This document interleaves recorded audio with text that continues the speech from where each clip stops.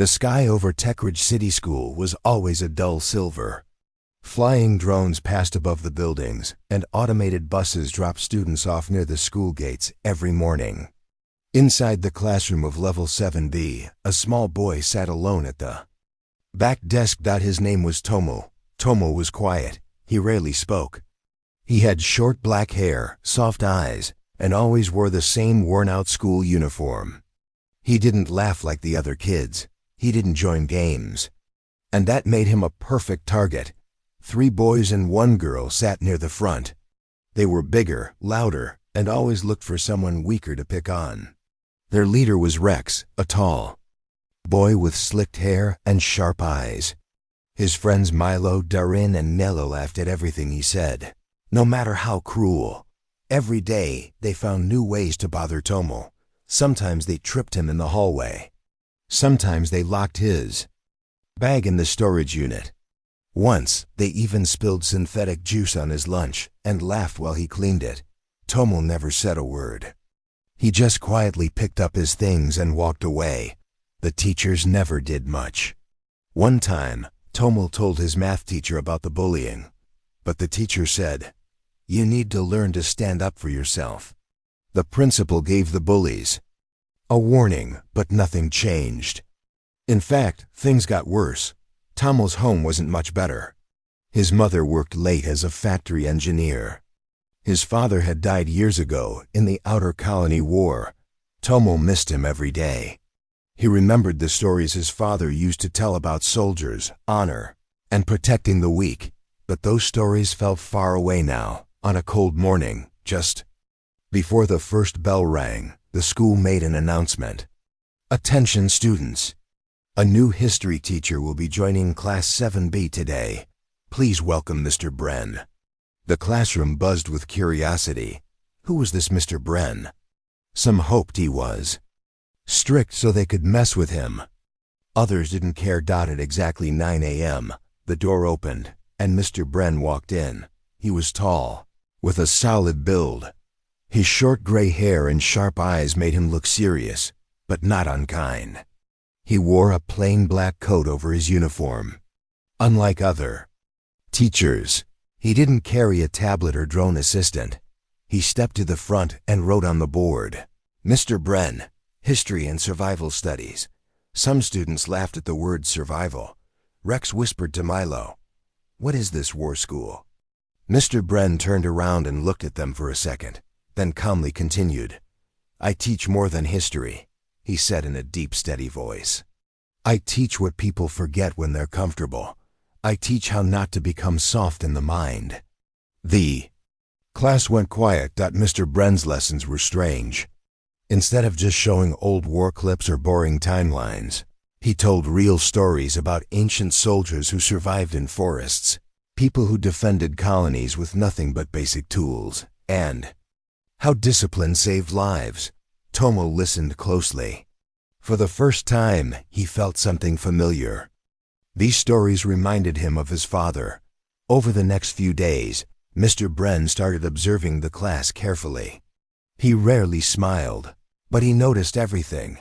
He saw how Rex bumped into Tomo during lunch. He saw how Neela sent fake messages to make Tomo look foolish. He even saw how the Class AI cameras went off at certain times, almost as if someone was controlling them. But he said nothing. One day after class, Mr. Bren called Tomo to his desk. "You like history?" he asked. Dr. Mel nodded. "Yes, sir." "Ever read about the siege of Nova Point?" Tomo's eyes lit up. "Yes, the soldiers were trapped for 6 days and used old defense systems to survive." Mr. Bren gave a rare smile. Smart boy. That small moment stayed in Tomo's heart. Later that week, the bullying got worse. Rex and his group trapped Tomo near the locker units after school. They pushed him against the wall and mocked him for being teacher's little pet. Tomo didn't fight back. He just looked at them with tired eyes. But this time, someone was watching. Behind a nearby door, Mr. Bren stood silently, holding a small data recorder. His expression didn't change, but his eyes grew colder. He went home that night and opened an old box. Inside were medals, old mission patches, and a hidden holochip. He inserted the chip into his wall screen. A flickering image appeared of a battlefield, burned ground, and a younger version of himself giving orders to soldiers. He sighed and whispered, "I left the war behind, but maybe it followed me." The next day, Rex's group noticed something strange. One of their parents had received a warning from the city's Citizen Watch office. The report mentioned behavioral risks and unethical youth activity. It didn't say where it came from. Milo panicked. "How did they know? We didn't post anything," Rex frowned. "Someone's messing with us." They didn't know who, but Mr. Bren sat calmly at his desk, watching, waiting. He wasn't just a teacher. He was a protector now, and Tomo wasn't alone anymore. Mr. Bren was not like the other teachers at Techridge City School. He walked with quiet strength. His back was always straight, and his steps were steady, like a soldier on patrol. He didn't carry a smartboard like the other staff. He didn't smile much, but his eyes noticed everything. Most students didn't understand him. They whispered behind his back. Some said he was strange. Some said he came from an off-world prison. Rex laughed and said, "He's just another boring old man. Watch me break him." But Mr. Bren was never really bothered. He came to class every day on time, stood by the door, and greeted every student with a nod. Even Tomo, especially Tomo. One morning, Mr. Bren brought something new into the class, a black cube with blinking blue lights. "This," he said, placing it on the desk, "is a memory box. It holds real stories from real people, soldiers, medics, engineers from the old Mars War." The class looked surprised. This was not part of the normal course. Mr. Bren pressed a button. A soft voice came out of the box. "My name is Ellen.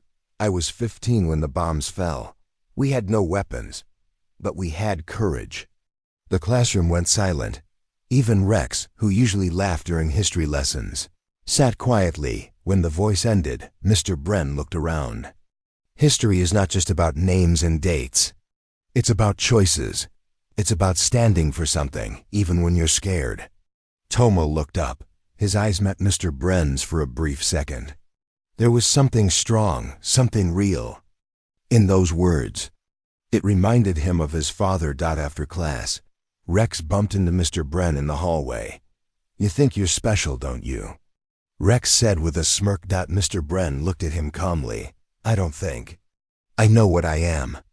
Rex rolled his eyes and walked away, laughing with Milo. But as he turned the corner, Mr. Bren's gaze followed him, sharp, focused, quiet like a hunter.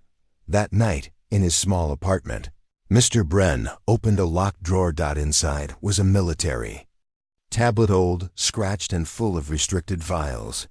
He connected it to the wall screen. A list of names appeared. He searched for one, Rex Halburn. The result made him pause. Rex's father was Commander Halburn, a high-ranking officer for Sentry Corps, a private military company that once clashed with Mr. Bren's own squad during the border conflicts. "That explains the attitude," Mr. Bren muttered. He opened another file. Milo's uncle worked for the same company. Nayla's parents had investments in drone surveillance. Darren's older brother was arrested for cyber attacks on civilian networks. These were not just random bullies. They were children raised in power, protected by shadows. Mr. Bren leaned back in his chair. "So that's why the school AI hides their actions. It's not broken, it's programmed." He closed the file.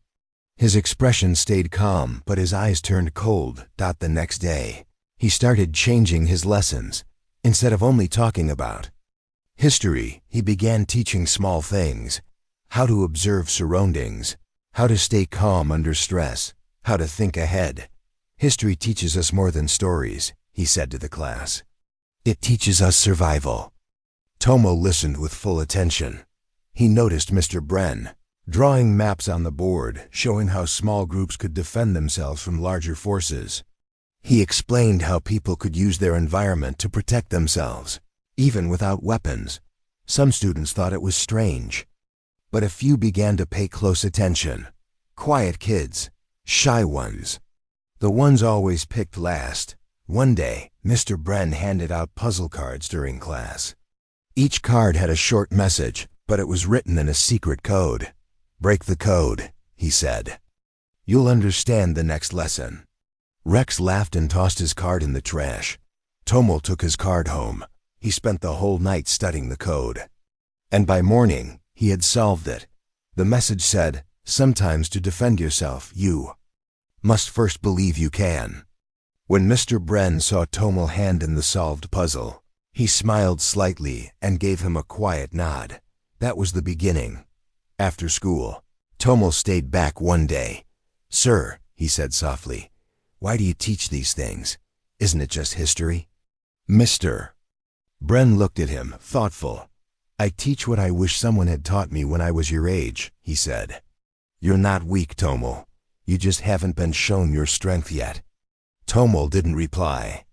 But for the first time, he felt something deep inside him, like a spark waiting to catch fire. The bullies, meanwhile, grew frustrated. The tricks they played on Tomo didn't work anymore. One day, they tried to trap him in the storage room.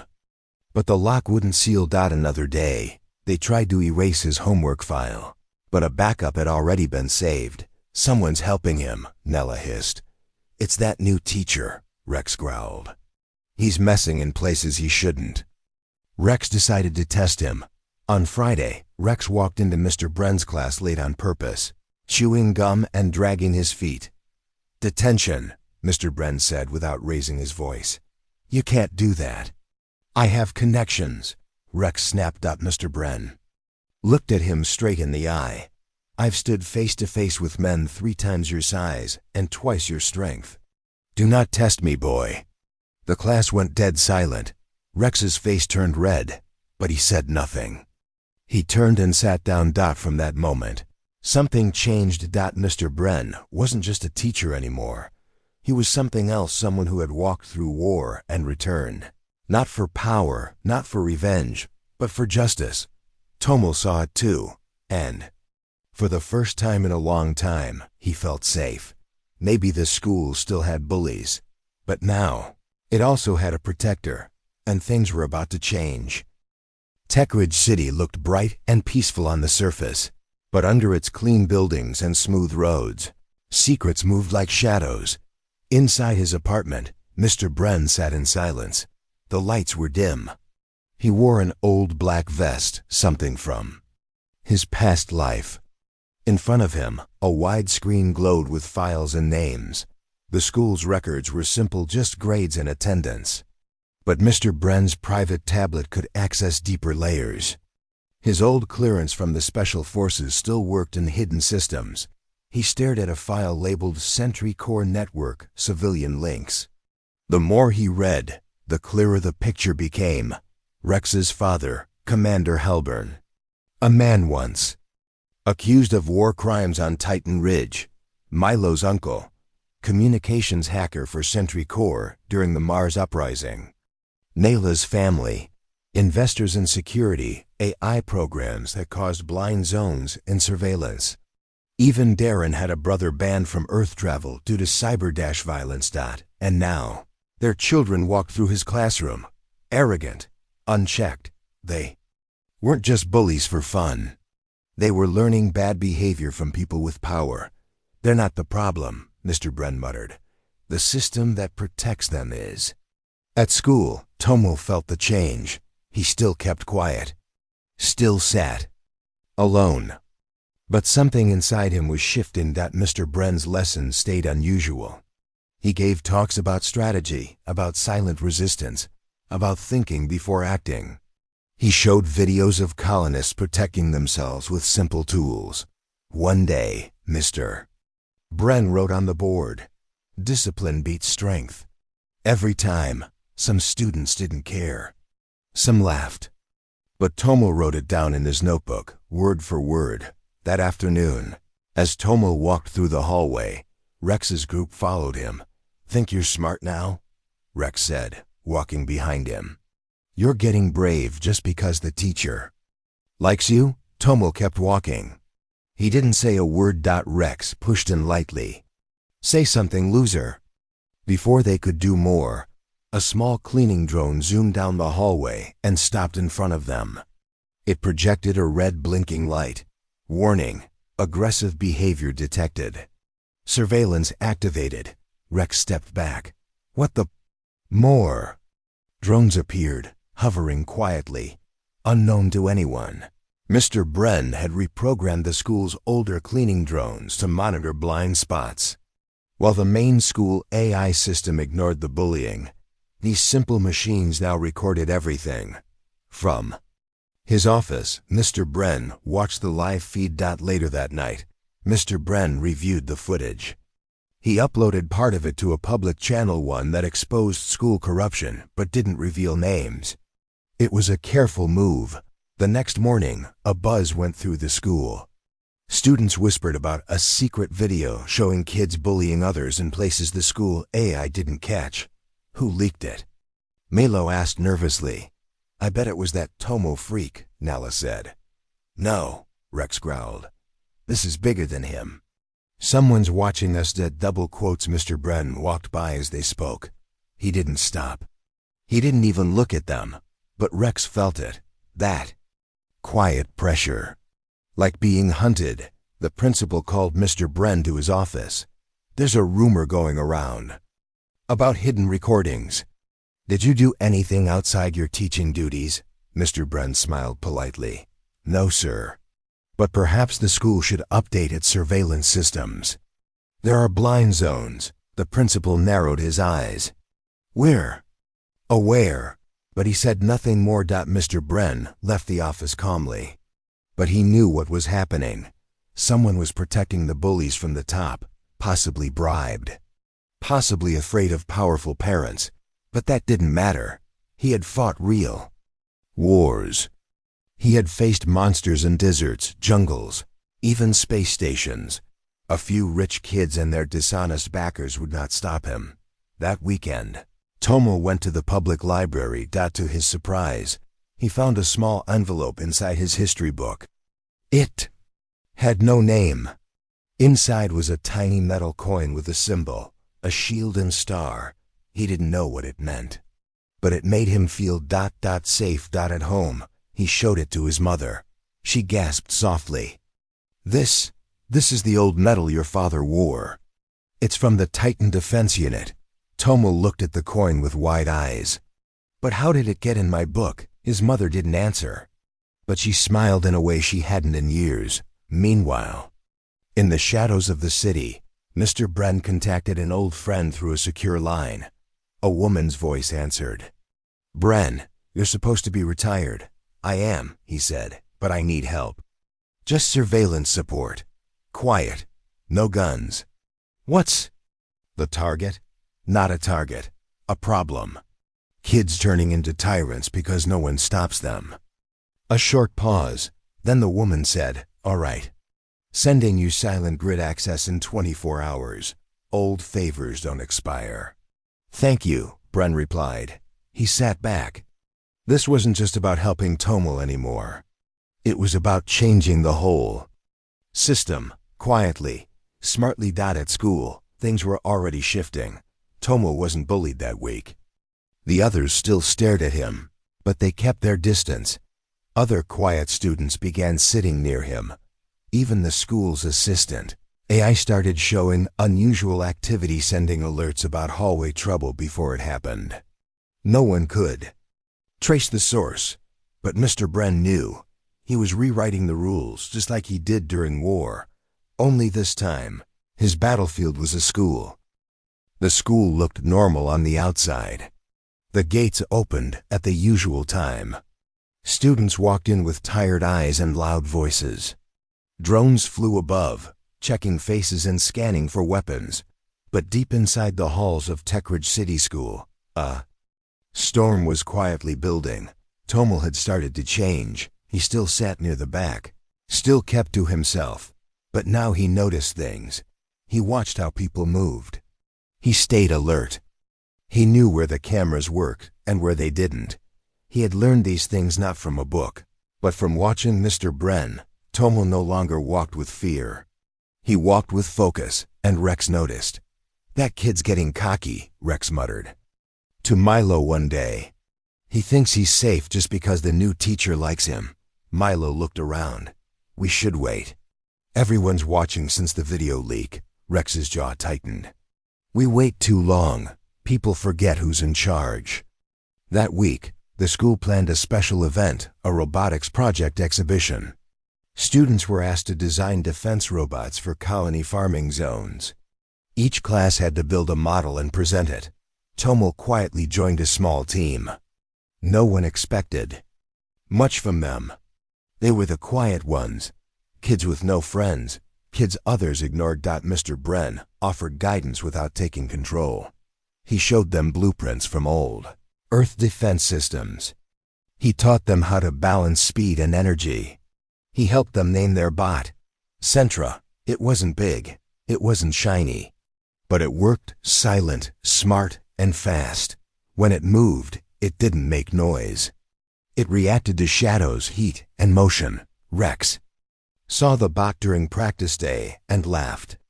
"That thing looks like a broken spider," but Mr. Bren only smiled. Sometimes the smallest creature is the hardest to catch. The night before the exhibition, Tomo stayed back to check Sentra's programming. As he walked into the lab, he noticed something strange. The lights were off, the door lock had been scratched, and Sentra was gone. His heart sank. He ran to the back storage room and found it broken into pieces. Its wires cut. Whoever did it knew exactly where to hit. Tomo stood frozen for a moment. Then he did something he had never done before. He walked straight to Mr. Bren's office. Mr. Bren was at his desk, reading a file when Tomo entered. His eyes quickly moved to Tomo's face. He saw the pain, the worry, but also something else, strength. "They broke it," Tomo said. "They took it apart." "Who?" Bren asked, though he already knew. Tomo hesitated. "I didn't see, but I know it was them." Mr. Bren stood slowly and walked to his locker. He opened it and pulled out a small case. Inside were simple tools, sensors, and microchips. "Then we fix it," he said. For the next 2 hours, they worked side by side. Mr. Bren showed Tomo how to reconnect wires, how to solder tiny circuits. "This is what soldiers do," Mr. Bren said softly. "We take what's broken and make it work again."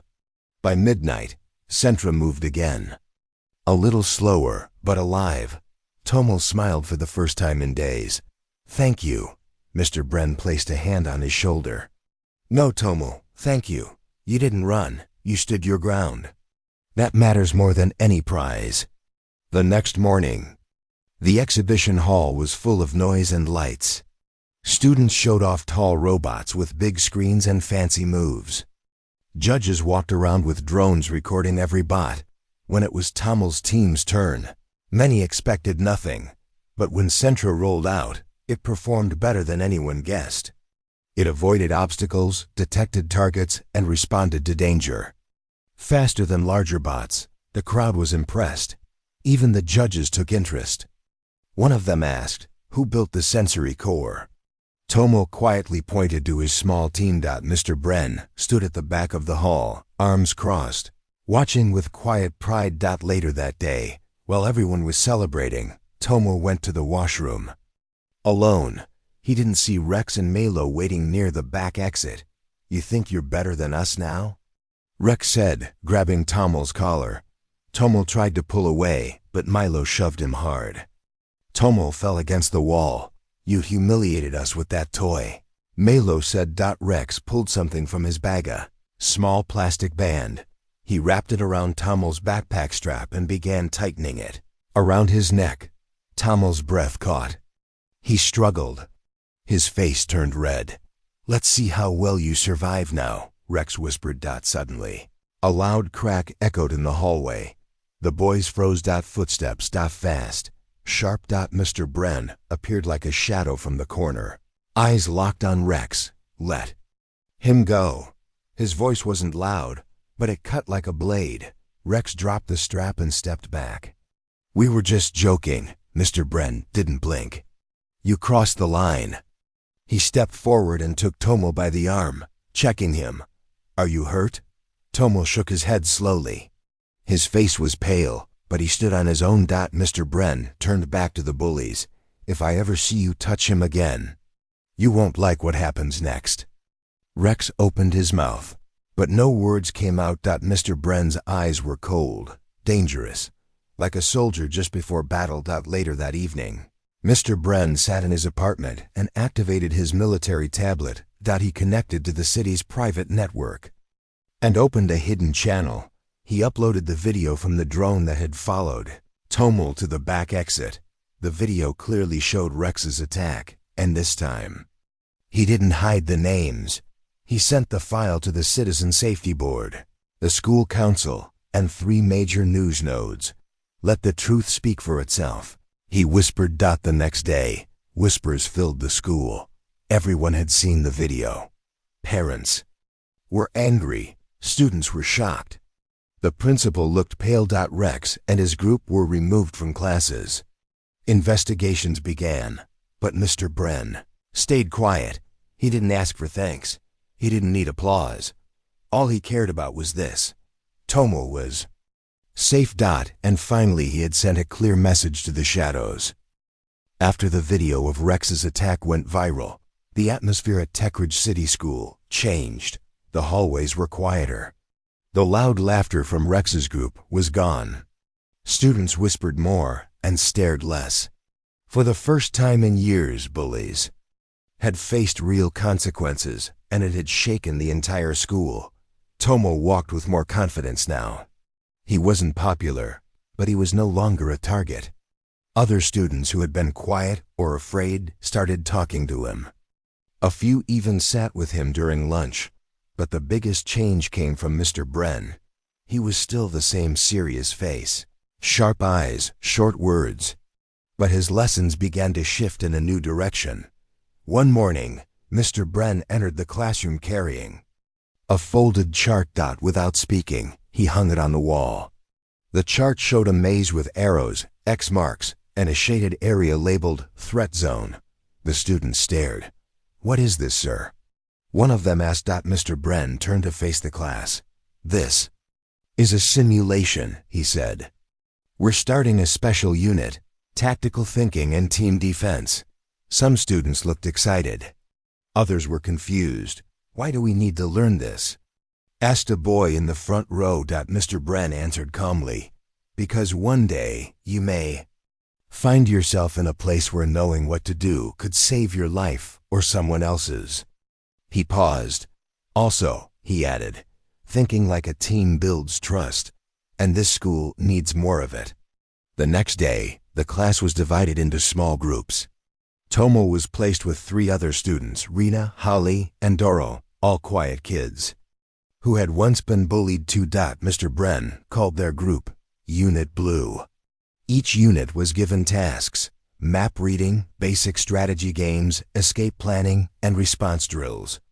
Every Friday, they would take part in a challenge inside the old school dome, a large training hall that had been closed for years, but recently reopened for special activities. The first challenge was called Find and Defend. Each group had to locate a digital beacon hidden in the dome and defend it for 10 minutes. Tomo's group worked hard. At first, they struggled. Rina kept mixing up directions. Doro froze under pressure, and Holly was too quiet to lead. But Tomo remembered what Mr. Bren had said. "You don't have to be strong. You have to think." He studied the layout, watched other groups' mistakes, and slowly guided his team. They didn't win the first match, but they lasted the longest against the stronger groups. Mr. Bren noticed. He gave them a small nod when they returned. Week by week, the exercises became tougher. Unit Blue started improving. Rina learned how to scan the room quickly. Holly got better at setting traps. Doro finally found his courage when he stopped worrying about failing. And Tomo? He was growing into a quiet leader. Mr. Bren never praised him in public, but in private, he offered advice. "You're good at reading people," he told Tomo. "That's your strength. Don't try to be loud. Be sharp. Not everyone was happy with the new lessons. Some parents complained. Why are our kids learning military skills? The principal called Mr. Bren in for a meeting. Mr. Bren explained calmly, it's not military training, it's mental training. They learn focus, teamwork, awareness. Still, rumors started, especially from families linked to Rex and his group. But the school council supported Mr. Bren. So did many students who now felt safer, stronger, and more connected than before. One afternoon, while preparing for the final tactical challenge of the month, Tomo found a strange note in his locker. It read, "You think it's over. It's not. We're still watching." RH's hands tightened around the paper. RH, Rex Halburn. Even though Rex had been suspended, it seemed he wasn't done yet. Tomo showed the note to Mr. Bren after class. Mr. Bren read it carefully, then burned it in a small flame-proof tray. "I expected this," he said. "Sometimes snakes return after hiding." Tomo frowned. "What should I do?" Mr. Bren looked at him. "You keep walking forward. Let them crawl in the dark." The final tactical challenge came on a cold Friday evening. It was called Storm Dome. Inside the school's old simulation dome, lights were dimmed, sounds of thunder echoed, and digital fog covered the floor. Drones flew above, scanning for heat and motion. Each unit had to reach a control panel in the center without being tagged by drones or caught in traps. Blue entered silently. Tomo took lead, moving carefully through the fog. Rena scanned. With her tracker, Holly watched their rear. Doro carried a coded keycard. They avoided 2 traps and disabled a drone using a mirror. Trick Mr. Bren had taught them. Just meters away from the panel, another team rushed in from the side, triggering. Drones. Chaos broke out, but Unit Blue held formation. Tomo ordered Doro to take cover while Rena and Holly drew the drones away. At the final second, Tomo slid the keycard into the panel. Access granted. The dome lights blinked green. Unit Blue had completed the challenge, for the first time ever. Tomo's group came first. The class clapped when they returned. Mr. Bren stood at the edge of the dome, arms folded. He gave no speech, just a small smile. Tomo smiled back, not because he won, but because he earned it with teamwork, with courage, with control. That night, Mr. Bren sat in his apartment, watching a news update. Commander Halburn of Sentry Corps under investigation. New reports link him to school funding scandals. Mr. Bren turned off the screen and whispered, "Every shadow leaves a trail." He opened a secure line. To Tomo, he sent a short message. "Good work, unit leader. Storm's not over, but you're ready." Tomo read the message at home, then closed his screen. He didn't feel like the same boy who used to cry in silence. Now, he felt prepared, and he wasn't alone anymore. The sun was bright over Tech Ridge City, but inside the school halls, tension had returned. Even after the victory in the dome and the success of the tactical training, a silent warning still hung over to Mel. The note from Rex Halburn was not forgotten, and although Rex and his friends had been suspended, they were not gone. Their families had influence, their connections ran deep, and now they wanted revenge, not with fists, but with fear. But Mr. Bren was ready. At the end of the month, a special trip was announced.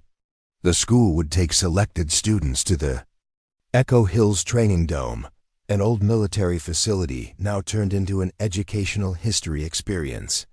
It had once been used to train defense teams during the colony wars. Now, it was a place where students could walk through survival scenarios, guided by AI and teacher-led challenges. Mr. Bren quietly recommended Unit Blue for the trip, including Tomo, Rena, Hale, and Doro. Surprisingly, Rex, Milo, and Nayla were also approved to attend. Their families had pushed the school board to let them rejoin school activities. The decision was made without Mr. Bren's input, but he said nothing. Instead, he adjusted the trip plan and set his own stage.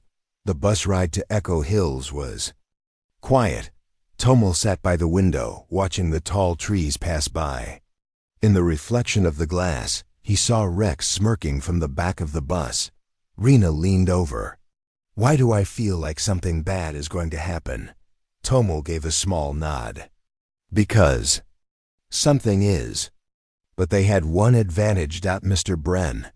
The Echo Hills facility was large, covered with tall gray walls and security towers. Inside, the simulation zone was still active, though no longer dangerous.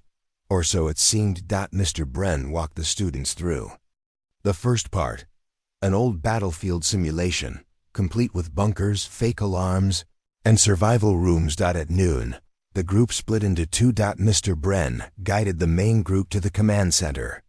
Meanwhile, another teacher led a few students into the outdoor maze section. Rex and his group disappeared with them. Tomal felt uneasy. "Sir," he said to Mr. Bren quietly, "they're going to try something. I can feel it." Mr. Bren looked him in the eye. "I know. That's why I let them."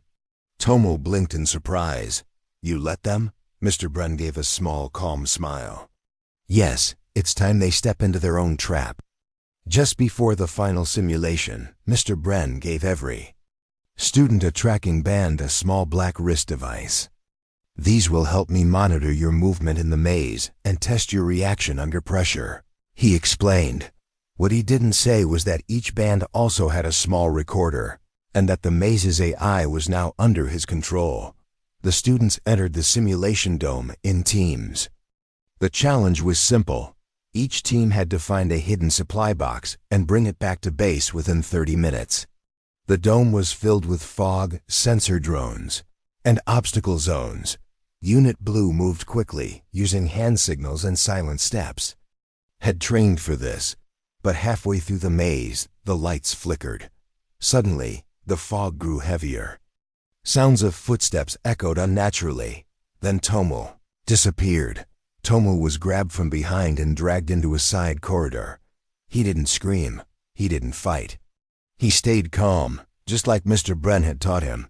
The hands let go, and Tomal found himself face to face with Rex, Milo, and Nella. "Miss me?"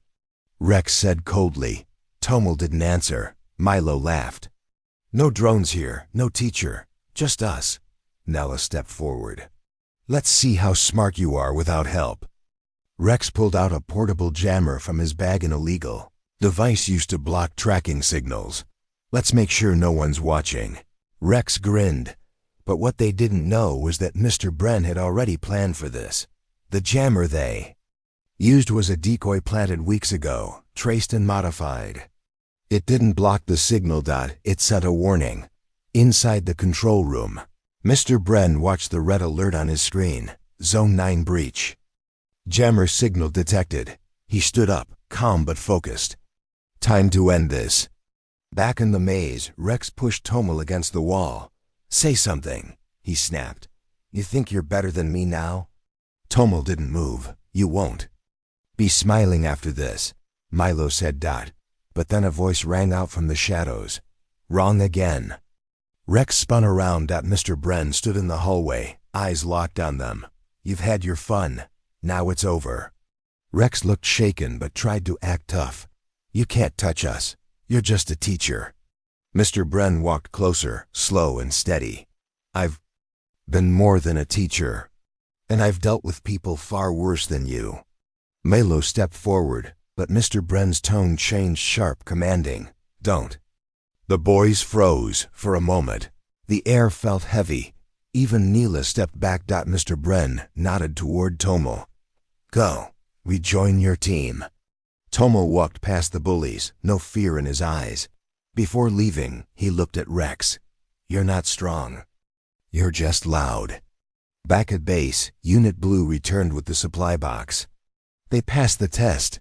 The maze ended, but the lesson had just begun. Later that night, back at school, Mr. Bren submitted the full simulation report to the school board. Along with it, he sent the audio recording from Rex's fake jammer, every threat, every word. This time, the evidence was undeniable. The board could no longer protect Rex and his friends. Their parents' influence meant little against. Clear proof, expulsion letters were signed, and investigations were opened into how these students got access to banned tech. The next morning, the announcement was made. Rex, Milo, and Nayla were permanently removed from Techridge School. Students clapped quietly. No one dared celebrate too loudly, but they all knew things were different now. Tomal was no longer just the quiet boy, and Mr. Bren, he was no longer just a teacher. He had won a battle not with weapons, but with patience, planning, and purpose. The sky over Techridge City School was bright blue, and for the first time in many weeks, peace truly returned to the campus. No more angry voices in the halls. No more threats in the shadows. No more fear in Tomal's steps. Rex, Milo, and Nella were gone. Their final mistake in the Echo Hills maze had been their undoing. Their attempt to harm Tomal in the middle of a school simulation was recorded, exposed, and punished. They thought they were above rules, but they had forgotten one thing. Mr. Bren wasn't an ordinary teacher. In the days after the trip, something unusual began to happen. Tomal, the quiet boy who once sat alone, was no longer alone. Students began to greet him in the halls. Younger kids looked at him with respect. Not because he was loud or strong, but because he had stood his ground. Some even asked him for help on projects or group work. At lunch, Rena, Holly, and Doro sat beside him as friends, not just teammates. They joked, shared snacks, and talked about future challenges. Tomal still didn't speak much, but when he did, people listened. Inside the classroom, Mr. Bren returned to his usual calm ways. He still wore the same dark coat, still carried no digital tablet, still used paper charts and old videos to teach history. But now, students paid closer attention. They had seen what he really was. Not just a man with knowledge, but a man with experience, discipline, and purpose. One afternoon during class, Mr. Bren gave an unexpected announcement. "There will be no lesson today," he said. "Instead, I want you to ask one question." The class was quiet. Then one student raised her hand. "Sir, why did you become a teacher?" Mr. Bren looked at the window for a moment. Then he spoke in a low voice. "I fought in wars. I saw soldiers break, cities fall, and innocent people suffer. After it was over, I asked myself, what now? Should I disappear? Should I rest?" He paused. "Then I thought maybe I can stop the next war before it starts. Maybe I can teach the next generation not to become cruel, not to repeat the mistakes of the past." The room was completely silent. No one laughed. No one whispered, even. The classroom drones stopped moving. Tomo looked at Mr. Bren and nodded slightly. He understood now. His teacher didn't come here for a job. He came here for a mission. Later that week, the school held an awards assembly. It was usually a boring event, honors for top marks, best attendance, sports winners. But this time something different happened. At the end of the assembly, the principal stepped forward. "We have one more award," he said. "It is not for grades, it is not for sports, it is for courage." He looked at the students, for showing strength without violence, for leadership without force, and for rising when others tried to keep him down. "We give the honor of quiet bravery to Tomo Varine." Gasps filled the room. Tomo sat frozen in his seat. Rena nudged him.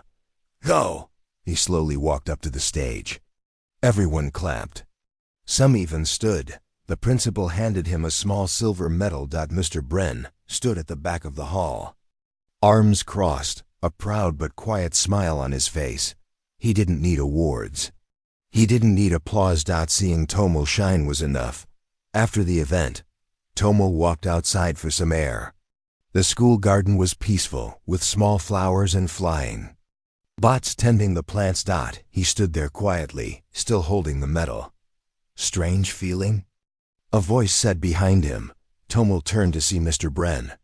"Yes," Tomo said softly. "I don't feel like I deserve it." Mr. Bren stepped beside him. "That's why you do." Tomo looked down. "I was scared. I still am sometimes. That's called being human, Mr. Bren replied. Courage is not the absence of fear. It's doing the right thing while being afraid. He handed Tomel a small object, the same military coin from earlier, with the shield and star. Tomel's eyes widened. It was my father's, wasn't it? Mr. Bren nodded. Yes, I served with him. He was a good man. Tomel felt his heart grow heavy. Why didn't you tell me before? Because I didn't want you to carry his name like a shield. I wanted you to earn your own path, and you did. Days turned into weeks. Peace continued at the school. Mr. Bren's special training sessions became part of the official school program. Other teachers even began adopting some of his methods. Team challenges, logic games, field awareness. Tomel became a student mentor, quietly guiding younger kids through the same paths he once feared to walk. He never became loud or proud. He became strong in a way few others truly understood. One evening, as the school year neared its end, Mr. Bren began packing his things. He knew his mission here was complete. The bullies had been removed, the system had been exposed, and the boy, who once looked broken, now stood tall. But before he could leave, Tomel entered the room, holding a simple folded note. What's this? Mr. Bren asked. Tomel handed it to him. On the paper, in neat handwriting, were the words, "Thank you for showing me who I could be." Mr. Bren said nothing for a moment. Then for the first time, he placed a hand on Tomel's shoulder, not as a teacher, but as a man who saw a future warrior standing before him. You don't need me anymore, he said. Tomel smiled. Maybe not, but I'll always remember you. Mr. Bren nodded. And with that, the man who once fought in the shadows quietly walked into the light.